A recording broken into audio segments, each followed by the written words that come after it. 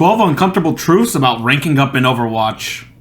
Thank you so much for attending my PowerPoint presentation no problem, explaining man. 12 uncomfortable truths about ranking up in Overwatch. Let's see how accurate he is. Distribution data, about half of the entire competitive player base is clustered in just 2 ranks. Platinum and Diamond. Gold and Platinum. This means... Really? I thought it was Plat and Diamond. I've been playing too much Rivals. Holy shit, my brain is twisted. I gotta stop playing that dog shit game.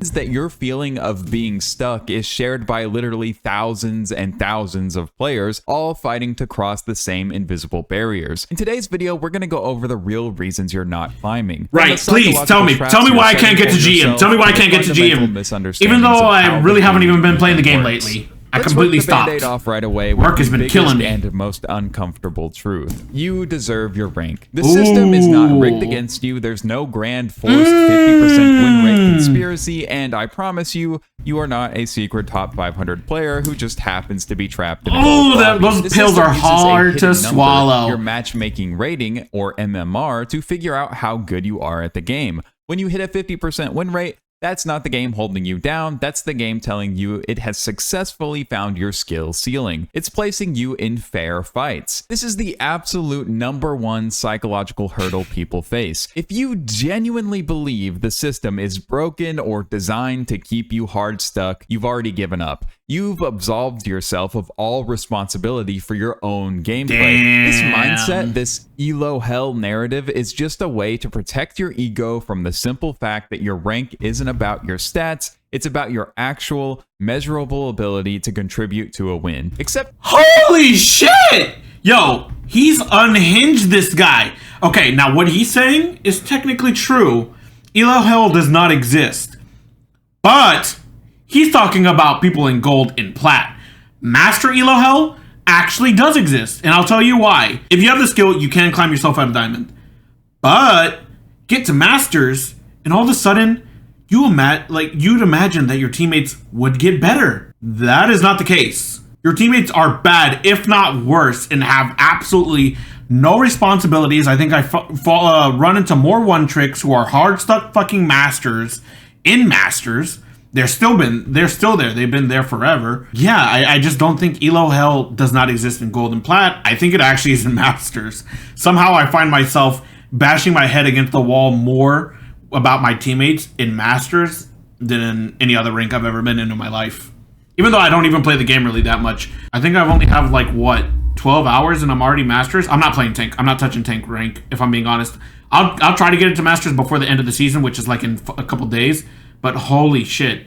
Yo, I'm not bashing my head against that wall. I'd rather not. Think that your rank is a fair, if blunt, I don't want to talk about DPS. That ability DPS is the first step to getting better. I'm Diamond Hardstuck. It is what it is. Completely torn on this. For every high-level coach on r/Overwatch University explaining that a 50% win rate is a sign of accurate matchmaking, there are thousands of posts on Reddit about how the game is designed to keep you stuck forever. Players describe these wild win streaks followed by horrific loss streaks as proof that the game is intentionally sabotaging them with brain-dead teammates to enforce that 50% average. It's a much easier pill to swallow than admitting you might just be a gold-level player. The developers have openly confirmed this to be the case as well. In blog posts, they've stated that the matchmaker's only goal is to create a fair 50-50 match, which naturally leads to 50% win rates. Okay, now, I know a little bit about the matchmaking that's behind the scenes.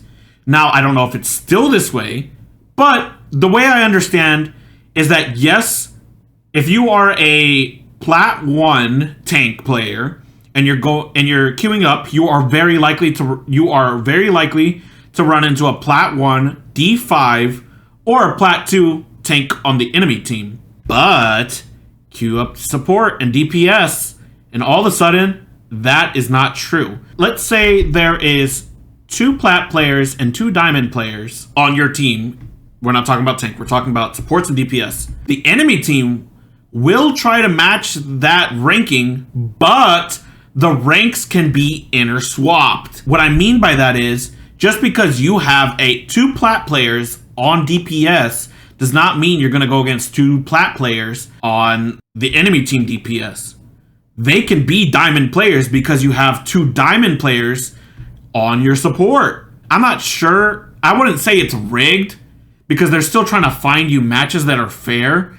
But I think a high elo support player will always be better than having a high elo DPS player because support is just the role that's more overkitted and has more impact into the game. Or players at their correct rank. It's also important to know that the icon you see, your gold 1 or whatever, isn't even what the game uses for matchmaking. It's all based on your hidden MMR. Now, your hidden MMR and your rank icon should roughly match up to one another, but you'll still sometimes see a diamond player in a plat lobby. Their hidden numbers are all comparable. That's the system just doing its job.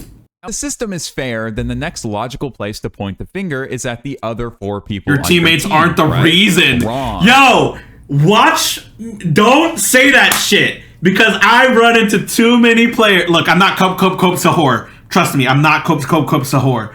But what I will say is I run into way too many retarded support players. I cannot tell you how many times I'm sitting there and they just pick the stupidest shit possible. I will walk out of the spawn room as, let's say, Reinhardt. Now, Reinhardt needs a little bit more support. He needs a little bit more help than most tanks. But let's say I walk out as that. I see one of my teammates, one of my supports, pick Zenyatta. Not a bad pick. It actually kind of helps. It helps me in the tank matchup. But I see my second support pick Lucio. I'm done, dude. I'm done. I'm not walking out of spawn. I'm immediately changing. I'm going Roadhog if he's not banned. And if he is banned, then I'm just fucking done. I sit there and I hold the corner. And if my teammates get the picks, they get the picks. Teammates are the reason sometimes. Not all the time, but most of the time they are. Let me be clear. You will absolutely lose some games because of your teammates. Okay, never mind. Okay, we're all good. Thrower or a support who thinks Baptiste healing grenade is just for show. It happens, but those individual people are not the reason you've been in the same rank for 3 seasons. Statistically, the enemy team is just as likely to this get one is those not same kinds for the players. lighthearted, huh? Over the course of hundreds of games, the bad luck evens out. The only factor that's present in every single one of your games is you. This is the most popular and most destructive way players avoid self-reflection. Blaming your team is a cognitive dead end. When you finish a match and your only thought is, I had 30 elims, but my tank just kept feeding, you've learned absolutely nothing. You've wasted 15 minutes. The players who think, I had 30 elims, but maybe I should have focused the enemy on us sooner instead of just spamming their tank, those are the ones who are actually going to climb. Blaming everyone else is just a defense mechanism, and it's holding you hostage. The teammate blame game is a pillar of Overwatch culture at this point. You see it constantly. Hell, I even do it. People complaining that they get comedically bad teammates at 9 out of 10 matches and that they're leagues better than everyone else that they get matched with. But in any community focused on actual improvement, taking accountability is rule number 1. Okay, but let's say I go Winston. This happened very recently. Let's say I go Winston. I'm 42-3. Is it really my fault? Just saying. Be the reason you I'm just saying. That game said defeat. Right there. I'm just in fact that it's been saying. In other games. A paper on Elo Hell in League of Legends found that, surprise, surprise, lower skilled players are way more likely to overestimate their own abilities and blame their teammates for losses. Yeah, that's true. In Overwatch's lower ranks, especially from bronze to gold, mistakes are so frequent that a single player who is genuinely performing above the rank's average can consistently create enough value to win, almost regardless of what their team is doing. But when you combine blaming the system with blaming your team, you get a truly toxic mindset. The idea of Elo Hell is everywhere in the metal ranks, and even other games. Players will describe being It's real! It is real! I don't want to hear it. It's real! So much anxiety, they couldn't even play. He brought up League, especially in League. It's not Elo Hell, but the stories of Winners Queue and Losers Queue is real in League. Mindset. One top 500 player literally credited getting medicated for their anxiety as a key that finally allowed them to play consistently and climb. It's all mental. So, you've accepted your rank is real. You've stopped blaming your team, but you're still pointing at the scoreboard as proof that you're better than everyone else. I don't want to hear Let's this. talk about no, that. no. Being at the top of the scoreboard for damage and healing does not mean you played well, and it definitely doesn't mean you deserved to win. Yes, Stats that is without very context true. are Holy shit, preach more. Worthless. That 20,000 damage you did as Soldier, you were probably just shooting their Orisa all game, which is not good. Be their support's free ultimate charge. I feel like a lot of people who are below, even in Masters, honestly, you see way too many people who think they got a high damage chart and they're just sitting there shooting the tank, which is not helping at all. Yo, shoot the small people behind the tank. Only shoot the tank if he is immediately putting pressure on you and you have to respond. Otherwise, you're better off shooting anybody else. 1,000 healing you did as Moira, you were probably just heal botting your tank who was standing out in the open instead of helping your Genji confirm a kill on their Mercy. And listen, this is not a novel concept, okay? Every coach on the planet says stats don't matter without context, but for some reason, this is still one of the most misunderstood parts of Overwatch. Players constantly use the scoreboard as proof that they're the lone genius on a team of idiots. Okay, but I am though. The difference between empty stats I'm and the main actual character. Impact. I am. Nada, who lands one single headshot on an ulting enemy Pharah, has contributed more to winning that team fight than the Bastion, who poured 5,000 damage into a pocketed Mauga who never died. Chasing big numbers on the scoreboard instead of chasing the actual win condition is a recipe for disaster. And you'll see this all the time. Someone posts a screenshot of their monster stats with a caption like, "I regularly get 20k healing and almost never die, but I still lose." And every experienced player replies with the same thing. The losing team often has more healing because they were taking more damage and constantly trying to recover from lost fights. A good Mercy might have low healing numbers because she was correctly damage boosting her Ashe who was popping off. The numbers on the scoreboard do not tell the full story. The game's designers know this too. Back in Overwatch 1, they actually removed performance-based SR adjustments from Diamond and above. It used to be that your individual stats could give you more or less rank points. They took it out because it encouraged people to play for stats instead of I do remember that. That was bad. Didn't let her team die just so she if you're Mercy and you're pocket Mercy and you're not pocketing your DPS, you're practically throwing. I see way too many Mercies do that still to this day.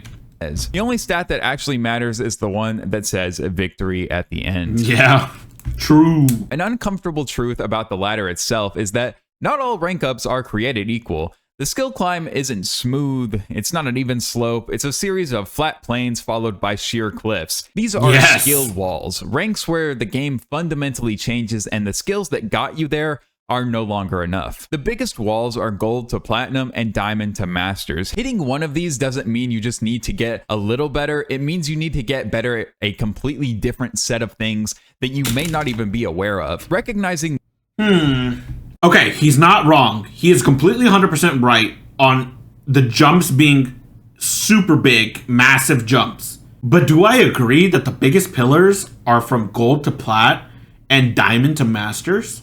Now, the gold and plat one, I'm going to have to 100% agree. If you're going from gold to plat, you are just not fundamentally understanding the objective of the game, or you're just doing something so fundamentally wrong to be in gold and plat that you have to correct it to pass through the gate. Like, gold and plat is where you should probably understand the fundamentals of the game. Now, diamond to masters, I'm not sure if that's like the most biggest wall.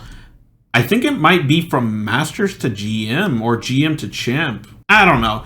I 100% agree with the gold and plat one, but I don't know how I feel about the diamond and masters. These walls is the key to breaking through them. Maybe he explains it. The platinum wall, where almost half of the player base lives, is a test of consistency. Gold players know that they should group up. They know they shouldn't use their ultimate when a fight is lost, but they do it all of the time. They do it so often. They get impatient. It's just simple mistakes, stuff that when their team is dead. You should already know not to do those fundamentals into their subconscious habits. Escaping gold is about making the correct play your default, not just a suggestion. The diamond to master wall, on the other hand, is about becoming proactive. Diamond players often have great aim, but they react to things. A master player may anticipate things instead. They track ults to protect the enemy's next move and control the pace of the game with that in mind. It's the difference between a good soldier and a good general. The community knows this though. The gold-plat boundary is what most people mean when they talk about Elo Hell, because the games are just a coin flip of player. I can understand what he's saying. I guess I'll agree with it for being full of aim, no-brain players who can click heads but have zero strategic awareness. Breaking into Masters is when the community starts to see you as genuinely good at the game, while Grandmaster and Champion are for the top few percent who have mastered everything and are now just optimizing to punish the tiniest mistakes. And the data backs this up as well. Rank distribution numbers show Gold and Plat as these huge bloated ranks where everyone gets stuck. After that, the player base thins out dramatically. Is that really true? Each rank represents a different skill rating range, and that jump from Plat to Diamond, for example, is one of the hardest because it requires a total shift in playstyle. Oh.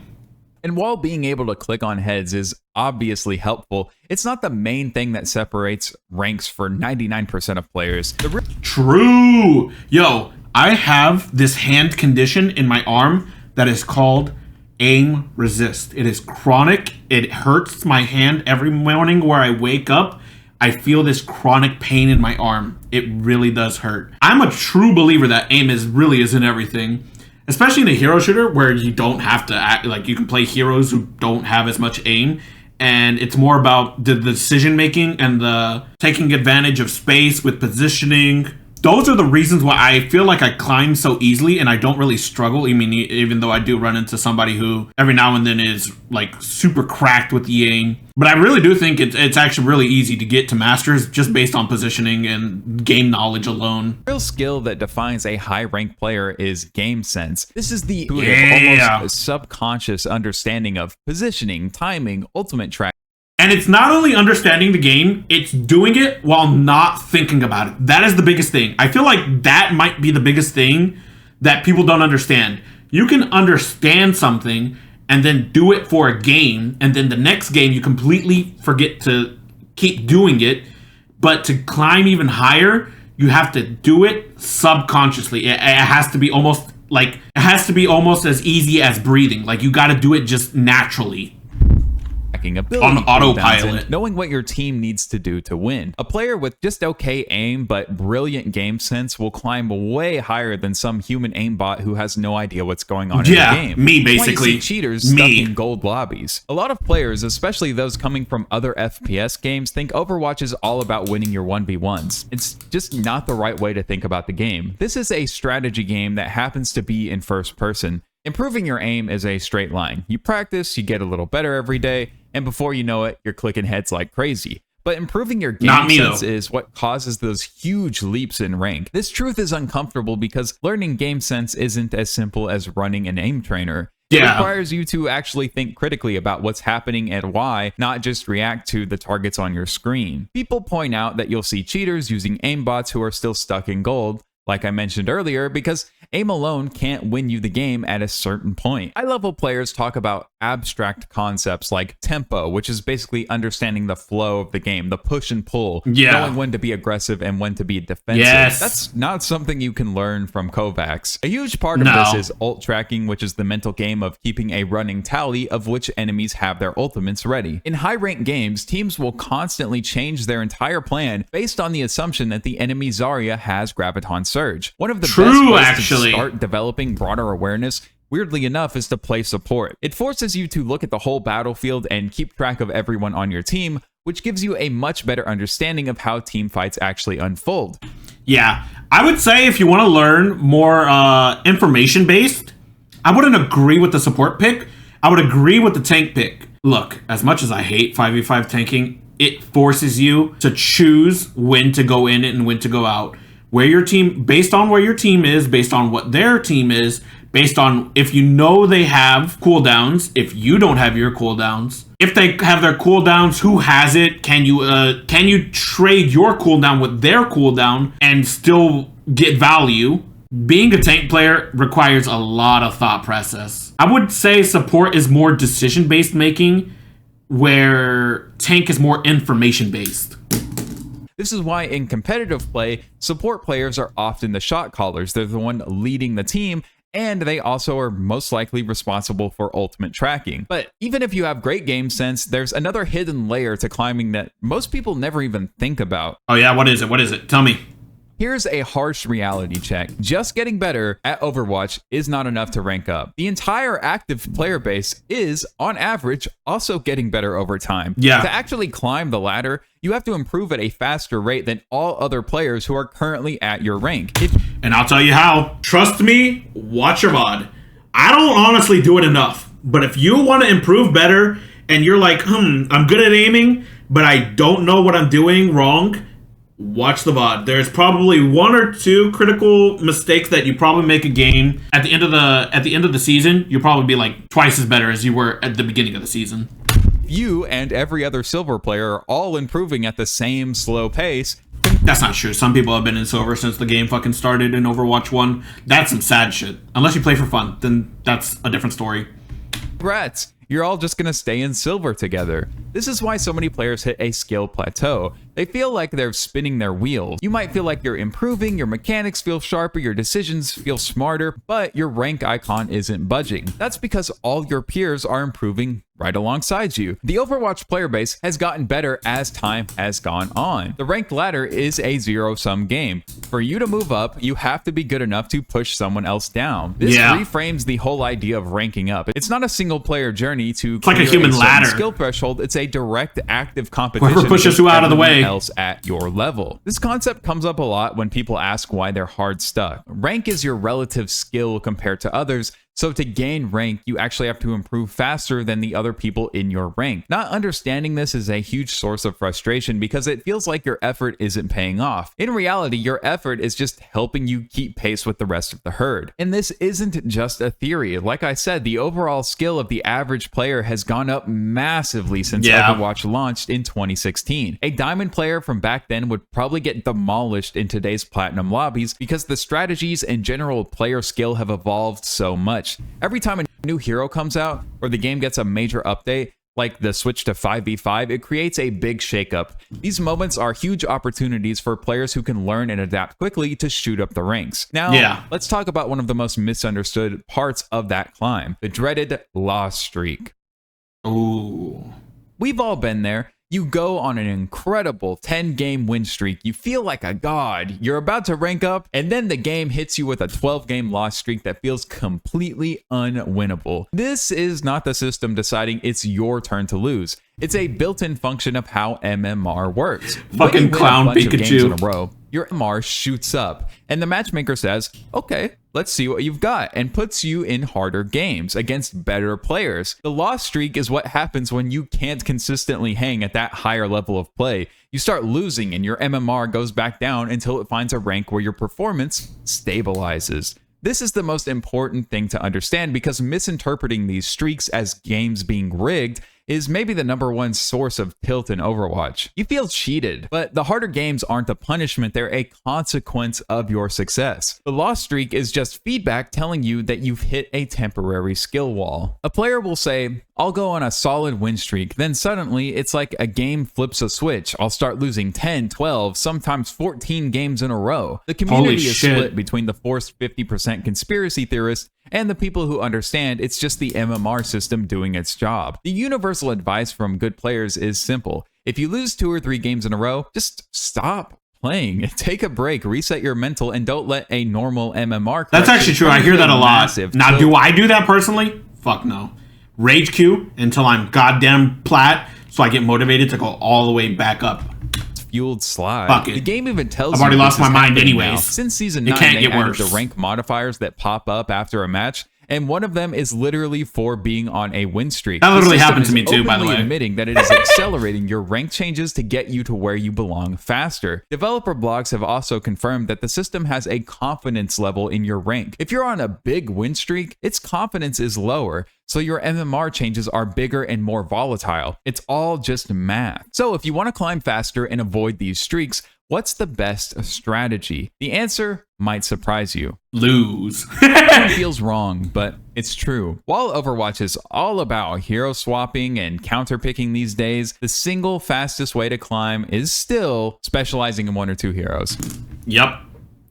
A truer statement could not be said. Look, I know it kind of gets boring to play the same 1 or 2 characters over and over again, but trust me, play 1 2, or 3 characters in the same role that have different playstyles like brawl, dive, or poke, and you'll be better off playing like that than sitting here swapping roles, swapping heroes all the time. You'll never improve that way. This is what's known as one-tricking, and when you pour all your time into a very small hero pool, say 1 to 3 heroes, you'll understand the limits. You master their mechanics, matchups, and little tricks to a level that's far above your actual rank. Yes. This allows you to create an amount of impact and carry games much more consistently. It's an uncomfortable truth because it feels selfish in a game that's all about teamwork. A lot of players pride themselves on being able to flex and fill any role, but the reality is that they're a jack of all trades, master of none. They play every hero at a solid gold level. A one-trick Genji might get countered by a Winston, but because they have hundreds of hours, not my Genji. My Genji go exactly crazy. how to play around that Winston in ways Flag that Genji Flex for player life. would have no We idea out how to here. do. Specializing lets you focus your energy on improving your core game sense,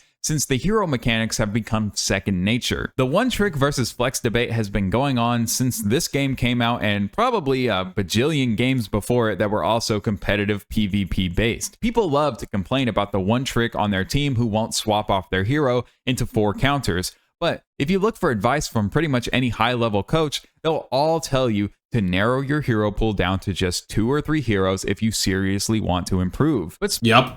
And the funnier part about it is he's showing DPS characters. Those are the people I actually prefer to one trick, or the DPS players. If you're a hit scan player, yo, one trick, 1 or 2 hit scans.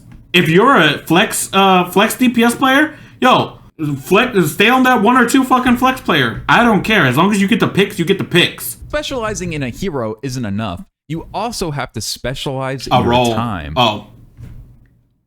Ranking up isn't something you do in a couple of weekends. It requires a serious, significant time commitment. Meaningful improvement in any skill requires hundreds and hundreds of hours of focused practice. Yep. And the system itself needs a large volume of games to get an accurate read on your MMR and adjust it appropriately. If you're someone who only plays 10 or 20 comp games a season, your rank is going to bounce around all over the place and you'll likely make 0 net progress. This is a tough pill to swallow because many players have totally unrealistic expectations about how quickly they should be climbing. And when it comes to success in general, we often have very unrealistic. I wonder if that's why Gaming for Hope never climbed, yo. He was only playing the game for like 8 hours a week. Sessions, get frustrated, Can't and then improve stop like playing that, for a man. month. You don't realize that progress in a competitive game like this is measured over seasons and hundreds, if not thousands of games. Yeah. There are no shortcuts. It's a grind for sure. For people with busy lives, jobs, schools, families, it can be a hard truth to accept that you might just not have the time required to reach the highest ranks. Before you can even play ranked, a new account has to win 20 quick play matches. This is designed to make sure you have a basic grasp of the game. I didn't even know that. I didn't know that. I thought you could kill up rank instantly. Long process of calibrating your skill. And if you look at the pros, it's their full-time job. They're playing Overwatch for 8 to 10 hours a day, mixing team practice with solo queue grinding. 8 and 10 hours? Yo, So when Prime Overwatch, I was playing voice chat coordinating, 15 to 20 hours maybe a not. day.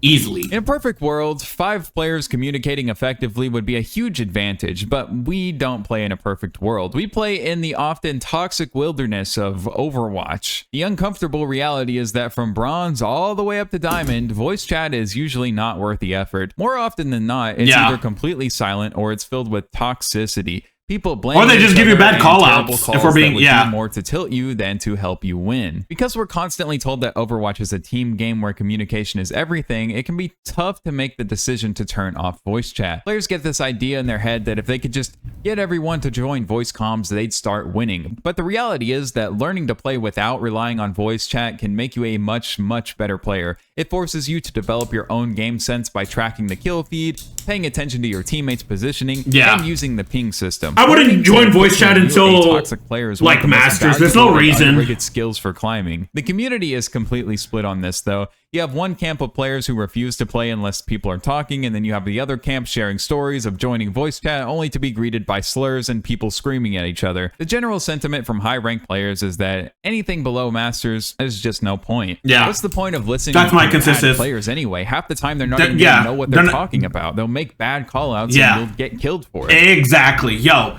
imagine, okay, this is how you do it, right? This is how you think about it. Would LeBron take advice from a high school basketball player? Fuck no.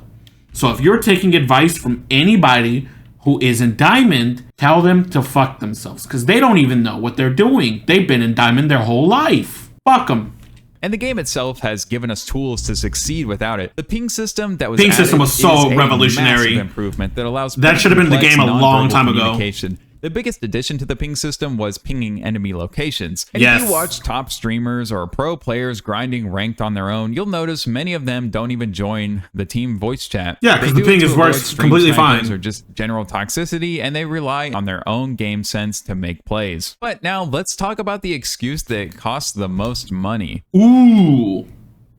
Yes, having a good PC and a high refresh rate monitor, 144 Hz or higher, gives you a tangible advantage. The game is smoother, it's easier to track targets, and your input feels more responsive. But the advantage is not a replacement for actual skill. The difference between a 60 Hz monitor and a 144 Hz monitor is huge. The difference between 144 Hz and 240 Hz is a lot smaller. Buying better gear will not magically fix your bad positioning or your terrible ultimate usage. That's true! Hey, I said it, yo, a clip! Fuck you! He's always trying to flex his $300 monitor and like $500 piece, like a 3K PC or some shit like that. Yo, I'm playing on a 60 Hz monitor and I'm better than you at every game, except Rocket League. Every single game. Now, a genuinely bad setup like playing on spotty Wi-Fi or on a PC that can't hold a stable 60 frames per second will absolutely hold you back, okay? Listen, I used to play on a laptop and it got like 40 frames a second. The game is much better on my new computer. But dropping a ton of I play on 60 frames every game just fine. Edge if your fundamentals are 60 frames strong. for life. The improvement is if you need more, but it's a you're kidding yourself. On skill you already have, not a substitute for it. No bronze player is going to get to diamond just because they bought a new graphics card. It's just not how it works.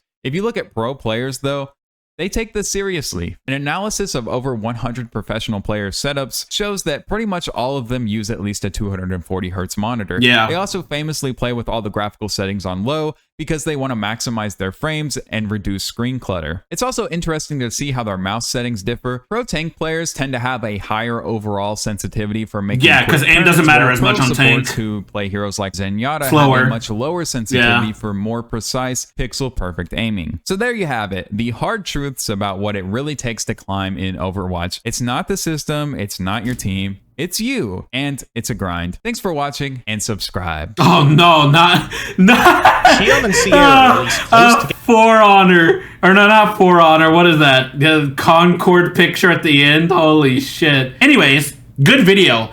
I only have to disagree about one thing. Uno thing. Ranked teammates will hold you back. They will hold you back. They will be the causes of all your losses. If you lose every game, trust me, I'm not trolling. I'm not trying to keep you down, and I'm not trying to gaslight you, but you will stay at that rank because of your fucking teammates. I know it because I've seen the dogs I've been in every rank except for bronze and silver. Well, maybe silver when I first started, but I've been in every rank except for fucking bronze. I've never been bronze on anything in my life. I'm currently in Masters. I've seen all the dogs that play the fucking game, and holy shit, they will hold you back. It's true.